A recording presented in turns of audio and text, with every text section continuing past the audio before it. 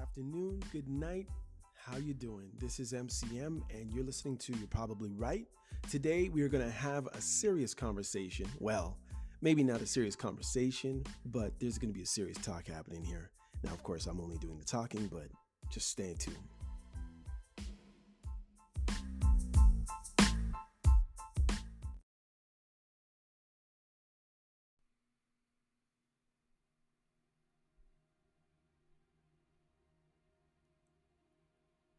You ever feel like you're the only one trying to hold something together?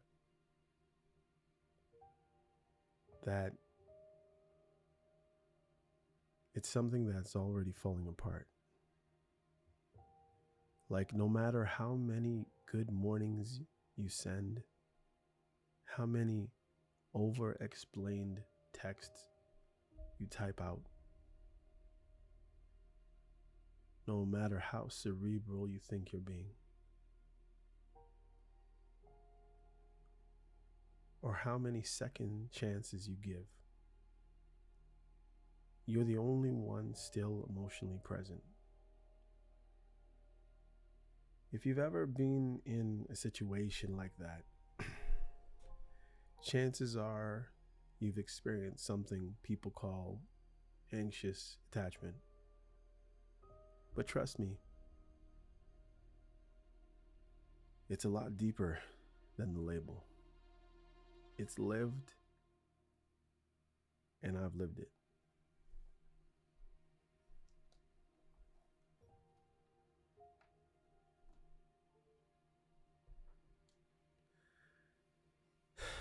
That's why today's episode is different. This isn't therapy talk. This is real life. And I'm MCM, and you're listening to You're Probably Right. Remember, this podcast is for entertainment purposes only. I don't profess to have everything down packed, but I'm going to do my best and then give you one man's experience. I've listened to the experts. I've seen the diagrams. I've read the blogs. I've looked at social media. Most of it says the same thing. Anxious people chase.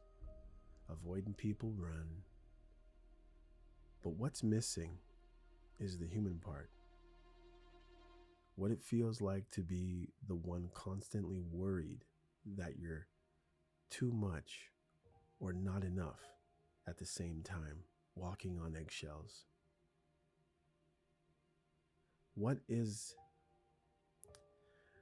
like to feel completely alone while still technically being with someone.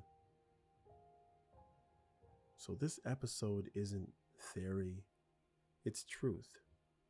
It's my truth. And some things I heard along the way.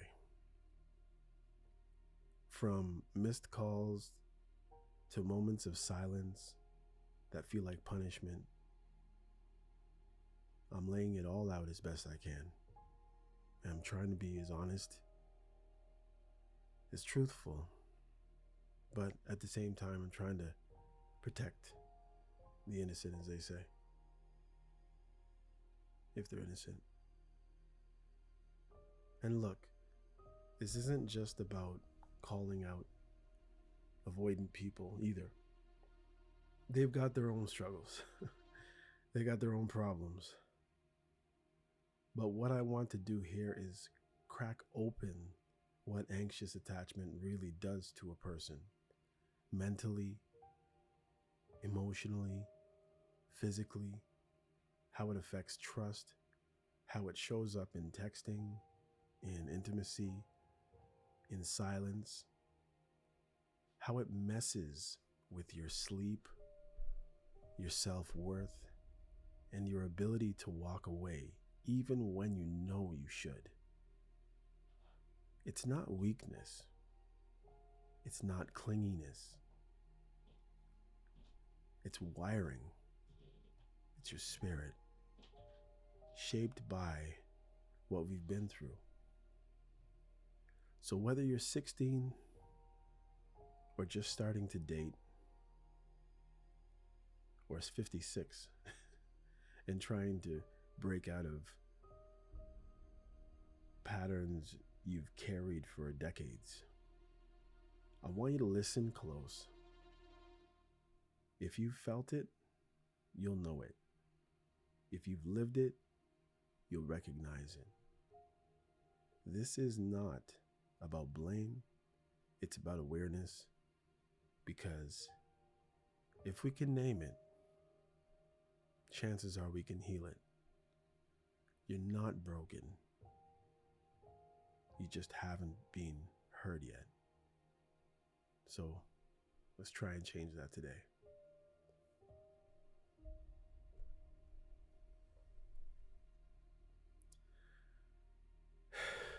All right, guys. I'm going to do my best to answer these questions. It's a lot of questions. I'd be shocked if I get through. It's like basically, I mean, we're calling this segments, but there's like 2 questions in each segment. There's 20, which would, well, not actually, there's probably more. But I'm going to do my best and see how far I can get. I don't know that this is one episode. I mean, you'll know by the end of this. But as I'm doing this on the fly and I try not to chop everything up, I'm just giving to you as raw as I can possibly give it to you, as straight as I can possibly give it to you. I don't know that I'll be able to perfectly answer every question, but I'm going to be digging in as best I can. Okay. So, first questions, or segment if you want to call it, it's 3 questions. Understanding the anxious attachment experience. What does it actually feel like when an anxious partner pulls away? Does it feel like relief, or fear, or why? Or and why? And or why? For me, it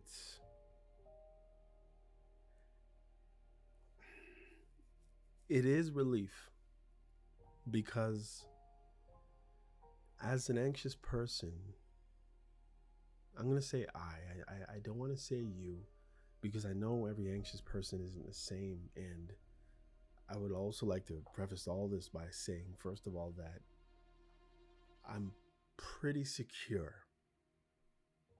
even though I'm anxious at times. And the reason why I'm secure is because of the Word of God, the Bible. So, in other words, there's things that are not born, that haven't been developed in me necessarily. They do not genetically come out of me, but because of reading the Word of God, the Bible, I'm able to come back to the center more, right? If you want to say that avoidants are on the left side and anxious are on the right side, I would say that the Bible kind of pulls me back to the center, if you understand what I mean. So a lot of the time I carry the traits, when I'm mindful of the scriptures, as a balanced, secure person, attachment style, because of what I've learned, right? From what I've seen, what I've experienced. But naturally, because of again, because of experiences, because of what I've been put through, what I've gone through, I tend to lean on the anxious side. So a lot of that, more, as they say, kind of jives with me. Okay, so as I've said that, let me see if I can get into it. I want to see how far I can get.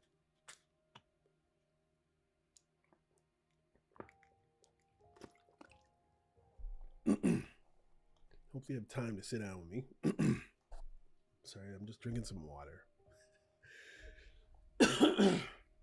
And I do try to keep everything light as possible. I'm not trying to stress anybody out.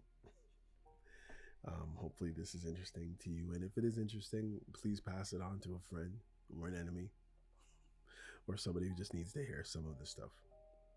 Again, this podcast is called You Probably Right, so understand that I might be, It might not be. I might be an example of how not to look at this, and I might be an example of how to look at it sometimes. And for some people, it might be this is exactly how you look at it, or you need to look at it. Okay. So, again, what does it actually feel like? For me, um, when I pull away, in the times that I've pulled away, it does feel like a relief at the moment that I'm pulling away. And maybe I'm making a statement. Maybe I'm slowly pulling away my engagement. It might seem like I don't care. I do. But the funny thing is, before that, yes, I experienced fear because I'm like, what if? What if I make a mistake? What if I'm wrong? What if I'm the problem? And then I have all of this overthinking that goes on in my head, all these different dialogues and monologues and soliloquies in my mind, and things that I tend to mutter these things over in my mind. I'll go for a walk, and more than the exercise, I go for the walk and I consider these things as I'm looking at different sceneries and things passing by. I can think with a clear head. It helps me to distract myself so I can think. It's weird, but yeah, that's what I do. And so I go through the fear, I go through the relief, but then once I've made my decision and I've pulled away, here comes the fear again. Because I'm like, well, what if I should have just waited a little bit longer? What if I should I have said it this way? Was I the problem? I mean, they were always pulling away from me. Maybe it was some coldness, some insecurity that caused me to bother her so much that she didn't want to be around me. Maybe I wasn't sensitive enough, nurturing enough, intimate enough, even though when I tried to be, that's not what you wanted. So hopefully that answers your first question. Second question. When you over-explain, or or over-communicate in relationships, what are you truly hoping to achieve? For me, when I've over-explained, I'm literally thinking that maybe if I explain, if I use every word I know, every expression, every heartfelt emotion to explain and communicate, that I'm going to somehow be able to crack open this eggshell of information, and she'll understand me. It's almost like a fantasy or a dream or a movie. But I really, like, honestly, when I'm going through it, I'm really thinking, okay, if I say this and I say that and I say that, and I'm pretty, I'm a verbal, I don't know, my communication skills generally are pretty good. And I just think if I can find the right words, that hopefully what I'll end up achieving is she'll understand. For some reason, it never seems like they ever do. But that's my goal. It's not manipulation. At the end of the day, you just want to be loved. Just want to be cared for. Just want to be nourished. Just want to be nurtured. Just want to be emotionally fed. Just want to count. Just want to matter. And for some reason in relationship with an avoidant, it's like you don't feel like you matter. It's like they can't or won't give you that peace that you desire so much. So you keep striving for it, you keep fighting for it, but not fighting, just almost begging and trying to do your best to hold your self-respect and try to go for this and try to give and do and work for just to get that. And it doesn't seem to ever come.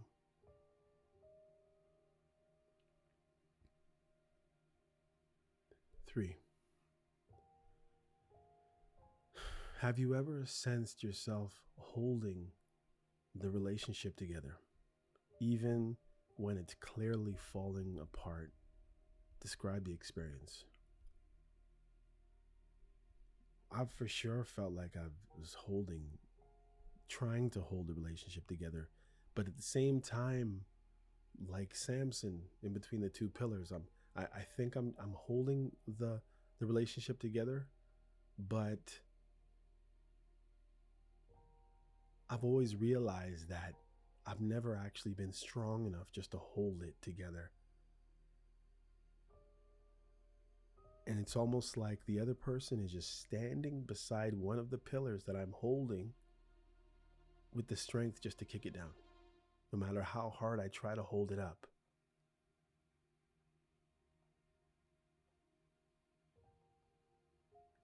And that's what it feels like.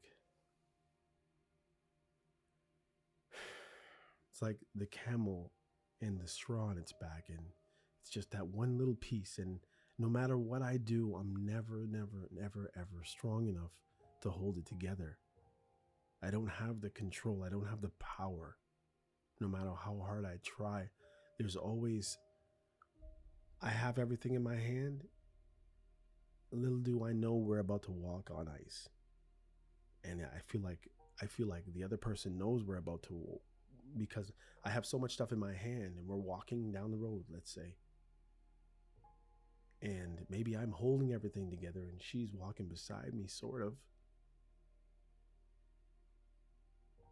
But I have so much stuff in my hand that it's packed up above my view of sight. And I don't know I'm about to land on ice, but she does. And it's like I feel like she's gonna allow me to step on that ice anyways. And even when I drop everything and fall down and hurt my back and pick everything back up and we start walking down the road again, and I'm limping, I'm in pain, and she's angry because I broke some of her special things, here comes another patch of ice. And that's how it feels. Segment 2. Realities of the avoidant anxious dance. From your experience, what happens emotionally to an avoidant partner when you, as an anxious partner, stop chasing them? Well, because I've never successfully been able to properly stop, I think I'm there now. Usually what ends up happening is I halt. I don't fully stop, but usually I get to the point where I stop and then they get angry at something. And I have no choice but to stop. And then for me, it just seems like my life stops right there. It could have happened a month ago. It could have happened 5 months ago. It could have happened 2 years ago or 4 years ago. And for some reason, in most cases, unless I get distracted by other life situations, it's like I'm stopped right there. And when I look over the fence at the green pasture of my avoidant partner's life, it seems like the grass is greener over there. And that's just what I see. Now, I know from reading and from research that it's not exactly like that, But that's how it feels because we've been striving to get over there, to be over there together with her all of this time. For some reason, and there's always been like a hand in your face, kind of like a stiff arm. If you're an NFL fan, you know what a stiff arm is. It's like I'm trying to tackle her for a hug or for love, to hold me, to be close to me, and she's like Derrick Henry with the big palm in my on my forehead, throwing me to the ground.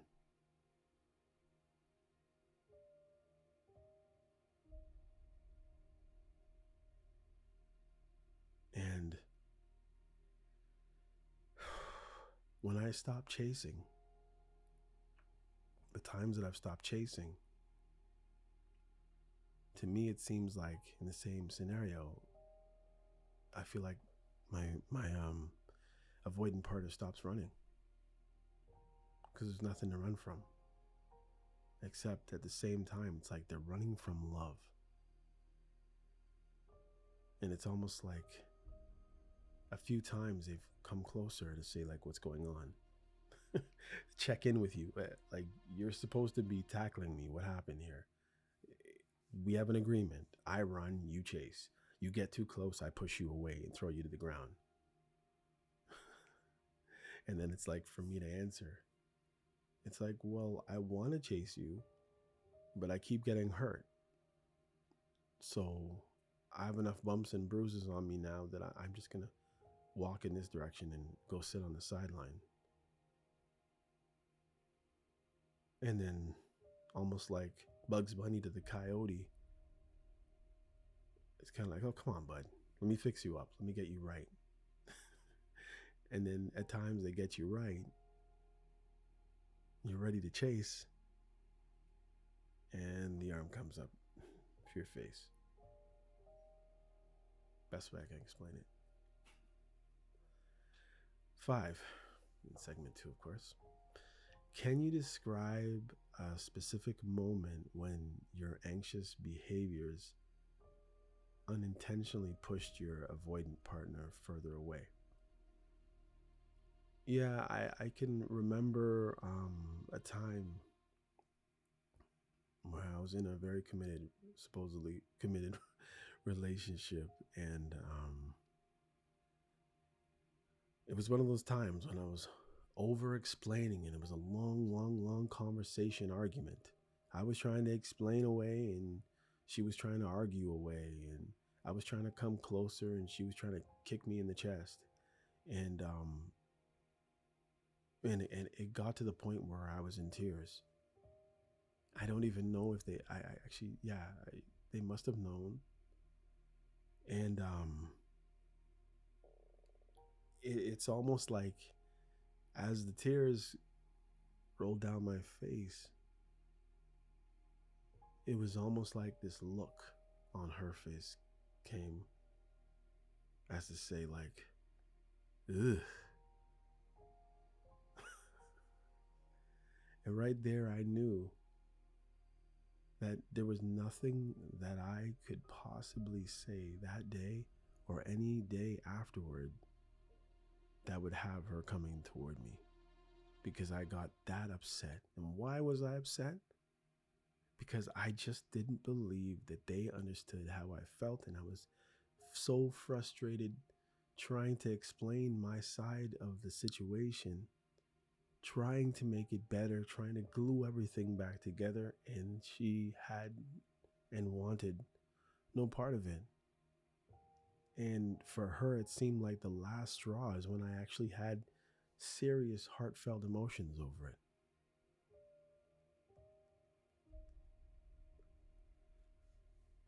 6, do avoidants actually fear losing anxious partners? Or is it more complicated than that? What's your personal experience? I guess depends if it's a marriage, if it's just a relationship. Is there a financial burden between the two of us? Do we both owe on a mortgage?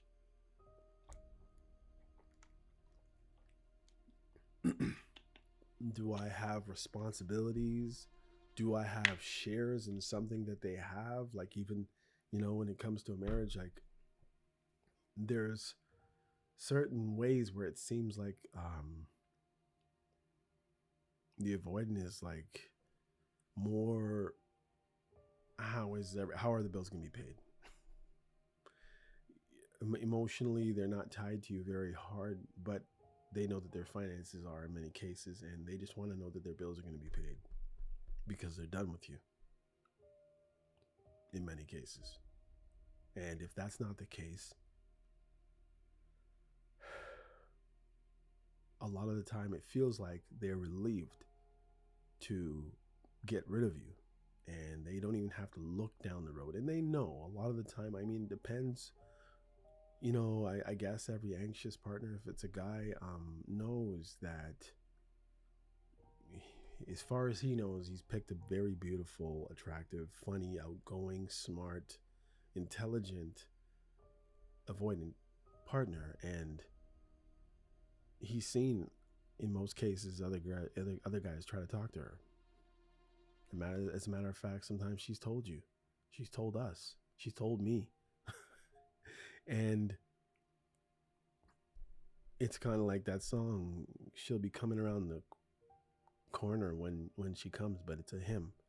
And there's going to be another guy, another fresh fish coming around the corner to see what's up anyways. He'll be maybe taller, more wealthy, better looking, more fit, funnier, more laid back, better fashion, better job, better family. These are the things that anxiously travel through an anxious partner's mind when they're about to lose. And I'm trying to give you the more. I understand it's asking, does the avoidant actually fear losing the anxious partner? But I'm only going to give you the anxious side of it as best I can. There's no point in me answering it for the avoidant because I'm not the avoidant. But it doesn't seem like they're worried about losing me. So I would say yes, it's way more complicated in my experience. All right, segment 3. I'm already at 27 minutes, y'all. Oh boy. Myths and misunderstandings. What's something commonly said about anxious attachment that doesn't match your personal experience at all?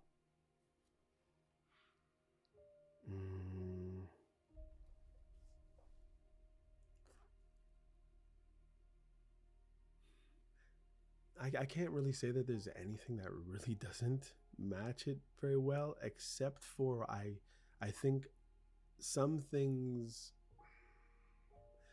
I think with more experience, more trauma, more broken relationships, as you get older and more years behind you than are in front of you, I think the closer, and this might sound bad, but the closer we come to knowing that our mortality is a reality, I think no matter who you are, obviously we're at different levels, whether it's you're going to die in a day or die in 2 months, 6 months, or 3 years, or serious uncertainty, except for the fact that you know that you're over 50 or something, and you know that you're probably not going to 100. Too many aches and pains, too many health problems.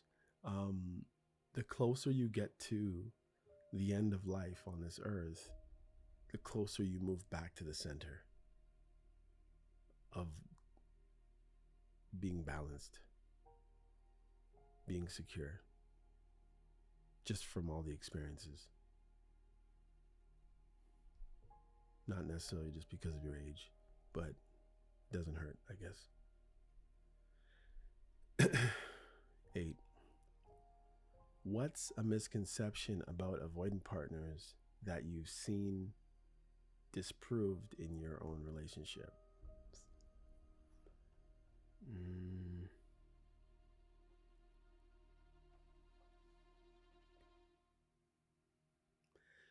to me, it doesn't feel, it doesn't look like they're looking for love. Or maybe they are, but the fact of the matter is, it's like they've settled down with you and they've settled with you, right? So not only did they settle down with you, they settled with you. And I don't know if it's a misconception, because it really does feel, depending, and I guess, again, the farther away you are from the beginning, it's there's been a few different leading men, as best I can say, in their life that fit the bill, at least in their memory, or at least from what they've told you, because most people have heard it, of what they thought of somebody they were with before you. That is their ideal. But for whatever reason, they weren't ready, or they pushed too many buttons with that person. And yeah, and you've tried to outdo that fictional, why doesn't it sound right? Fictional, fictitious? I don't know. That imaginary character, Superman. You've tried to outdo the very ideal of that individual that they have held up on a pedestal, and you can never get there, because that Superman, that superhero, that Marvel character probably has about 5 different Infinity Stones. And there's no one person that alone are those 5 things. But somehow there's some crazy amalgamation of characters and looks and behaviors and trappings and understandings and comedic abilities and sexual abilities that you spend your life trying to erase with your exploits. And maybe you're blessed to be able to outdo some of those. But there's always going to be something or some things that are just out of reach. Or you'll outdo it, or outdo them, that fictional character, but then your avoidant partner will tell you that part of them is dead now. They've broken it. So no matter what you do, even if you do it better, or you are better, or you come off as better, it doesn't matter, because that part of them is dead. So it's unattainable, if you do, in many cases. So I don't know if it's a misconception. Number 4, well, segment 4, recovery and reflection. Now, this is going to go on a lot farther, because I decided I needed more questions. So it's going to, when we get to segment 6, you'll understand what I mean. After an anxious avoidant relationship ends, what's the hardest pattern to break, and how did you manage to break it? For me, the hardest part of the pattern or loop that was hard to break, or very hard to break, is the contact. And how did I break it? You just realize that you're reaching for someone who's going to slap your hand. And once you can wrap your head around that idea, to know that if you reach, they will slap, you'll know you don't want that pain. So although you want to know, you want to express, you want to talk, you want to connect, you know that if you do, they're going to connect. It's not going to feel good. Simple. 10. How do you differentiate between real relationship issues and anxiety-driven fears now compared to your past? For me, it felt like I was building things up in my mind, and I would extrapolate situations. It's kind of like, I won't say that. It's like you have this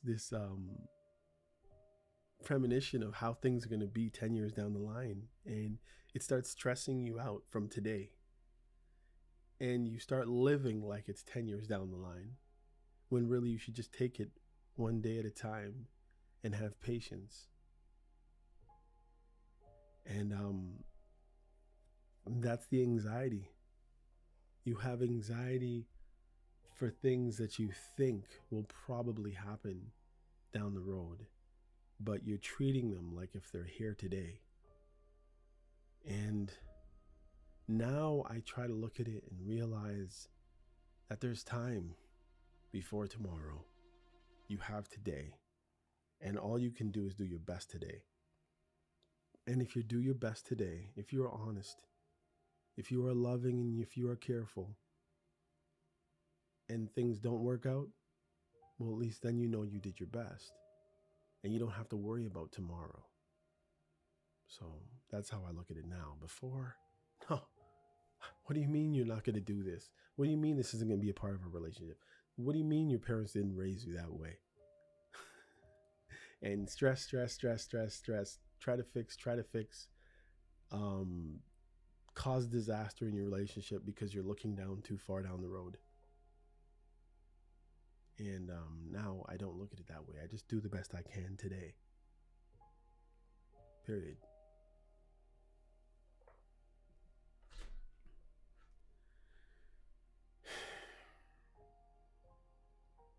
Number 5. And I'm just going to get down to this 5th one, and then I think I'm probably going to cut this episode, and I'll probably move on to a next episode and finish it. Okay, segment 5. Preparing for a healthy relationship.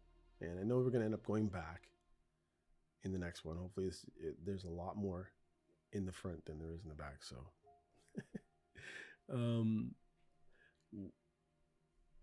what practical advice would you give to someone just realizing they're anxiously attached? The best advice I can tell you is honestly just take it one day at a time. Don't rush anything. Don't stress about tomorrow. Because usually you can't really be, put it this way, when bad things are happening, you can't be anxious about what's going to happen. You can only deal with what's happening when things are actually happening. But when you're being anxious about something, it's because you're looking too far down the road, as I was saying. And, again, this is where the scripture can kind of throw you back center. The scripture says, be anxious for nothing. It tells you, the scriptures tell you that every day has its own trouble. It tells us that which one of us today can just say, magically, not with a box die, which one of us can turn one of our black hairs to a gray hair, just like that. Which one of us can decide at 50 that we want to be 5 inches taller and do it like that? Not after surgery, not during puberty, just today. None of us. So basically, it teaches you to just be anxious for nothing.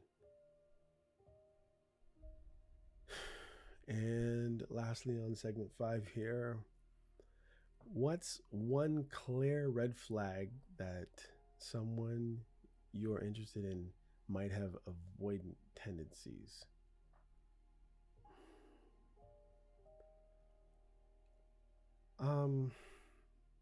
I would say if you're with somebody or you're starting to talk to somebody and they decide, let's not say decide, they're disrespectful in front of other people towards you, or they're looking past you. Maybe you just go out somewhere and they happen to be eyeballing everything else that's happening at every other table or every other seat or seating, and you're just with them. There's some level, I believe, of disrespect in many cases. Now, I could be wrong. Maybe it's just my situations. But it's almost like that person, that avoidant person, almost has an eye out for something better down the road, or they're looking back down the road from where they came from at what was better than you. You never really seem to be feeling like you're enough in that person's presence. That's probably, I would say, the biggest red flag and most obvious. Okay, I'm going to stop for here, and then I will go on to the rest of the questions, which there's going to be a lot more questions. I'm going to just move right on. I'm going to stop right here. Remember, this is MCM, and you're listening to You're Probably Right podcast. Check out my next episode.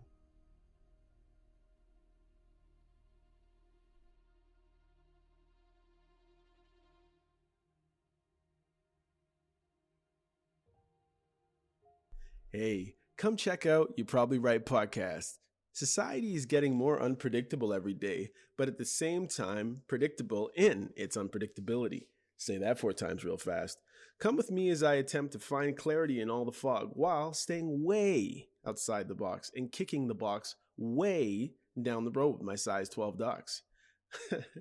I use the Bible, experience, education, fortune, misfortune, life's lessons, life's mistakes to sort through all the mess. I talk about news, God, God, self-help, sports, sickness, health, music, parenting, love, humbleness, hurt, pain, joy, and all the things that might make you say, I never thought of it that way. Hopefully, anyway. Also, I take a stab at answering tough and not so tough questions, and all the while understand that, listen, sometimes you end up in the hot seat and there's no thermostat. Well, that's how it is here. And because there's no topic, very few topics off the table, Torontonians will understand that Doug Ford reference there. Hopefully the podcast will be helpful and uplifting. And hey, maybe you'll find your own private Idaho here somewhere. Hope to see you soon.